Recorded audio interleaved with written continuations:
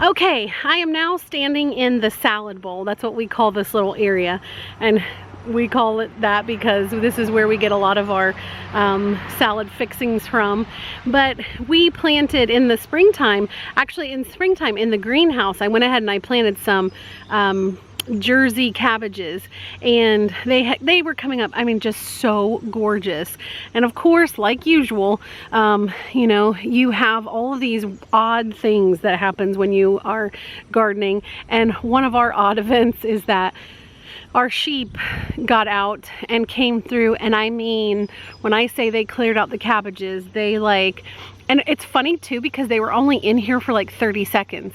And I mean, they cleared out the cabbages, and it was one of our rams. And I mean, he just like dove into the center, the heart of each one. It was so crazy.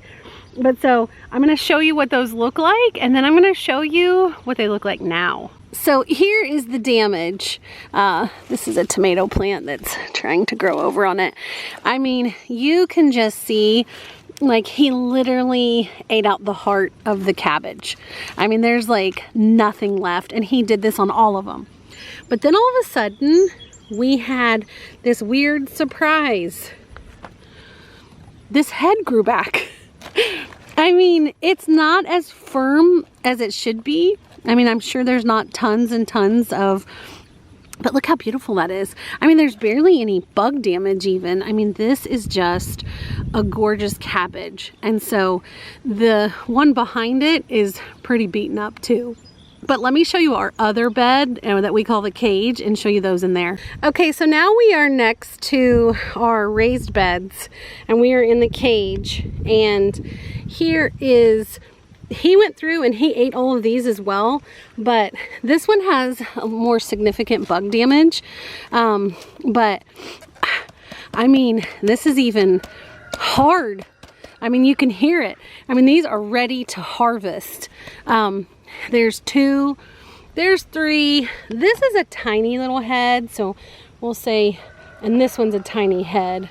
So we'll say those are quarter heads. So we have 3.5. This one, let's see about this one. This is a tiny little head too.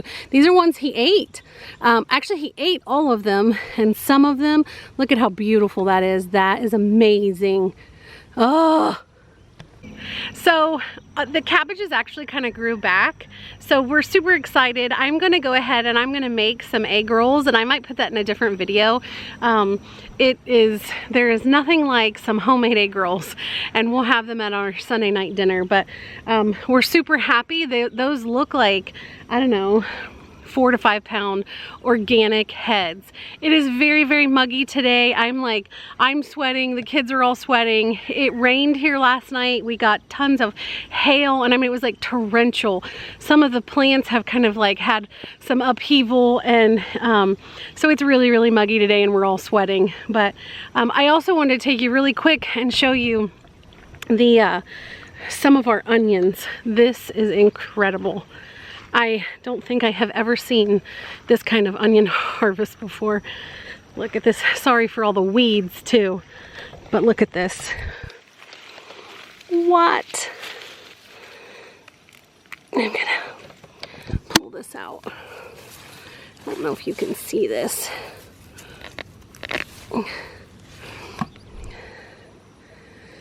Look how big that is. That puppy is huge. I mean, that is huge. How many, would you say that's at least a pound, Christopher? At least. At least a pound. I mean, that might be 2, actually. That is just a gorgeous specimen right there. And actually, if you look at our beds, I mean, we have some really good onions this year. Look at this. That's a really big one too. There's some other ones hidden in this bed over here, and all of the weeds. This middle one doesn't get weeded as much as the outside ones do, but I don't know if you can see, like right there, that puppy's huge too. I mean, these are some big onions. So we're gonna get to harvesting onions and cabbage, and then we'll show you our haul.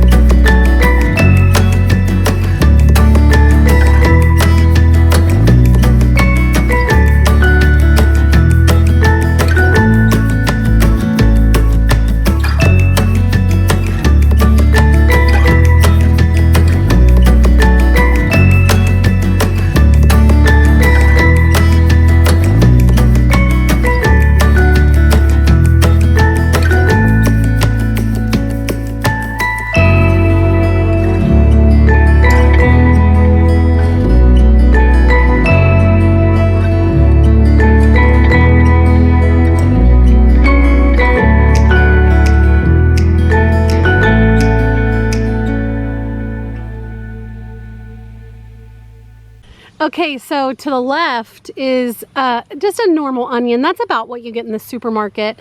To the right over here is just a huge onion. It's literally the width of Christopher's head. Yeah. I mean, this is a very, very large onion. We had a bunch of those this year. And so I just kind of wanted to say, so that is a big deal. Like, people say, why would you grow onions when you can get them so cheap? My dad, namely, says that the most. And so we have been getting supermarket onions that are kind of small. And so I don't know what that is. We do buy organic. Now, when we go to Whole Foods always gives us really big onions. But Kroger's, crappy Kroger's, gives us like, I mean, they're about this big around. And so that makes me have to use 2 or 3 onions. We also noticed a huge taste difference. Like, when you pull an onion from the garden and you take it in and you cut it, first of all, wait for the tears to flow. I mean, it is so pungent. It is so amazing. But that should tell us that what we're getting in the store isn't really very fresh. So these are super fresh. We're gonna be able to pretty much live on these throughout the entire winter. I still have onions out in the garden. So this is not a done deal yet. I mean, this isn't even as many as we have. Once they're dried and cured and I start braiding, our neighbor is shooting. Once these are dried and cured, we will go ahead and we'll weigh them and let you know how much we actually got, our actual haul. But this is just epic. This is an epic onion haul. Okay, is that one heck of a haul or what? This is like the largest onion crop we've ever had, right guys? Yes. I mean, this is huge. I mean, there's hundreds and hundreds of onions. Look at this. I cannot believe how many onions we have. They are under a tree on spool tables, and then we have pallets for air circulation all the way around. They are in the shade.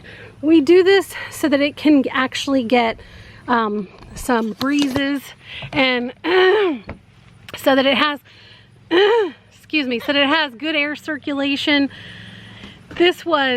It actually wouldn't be that bad. I don't think that onion harvests are that bad because they kind of sit right on top of the soil.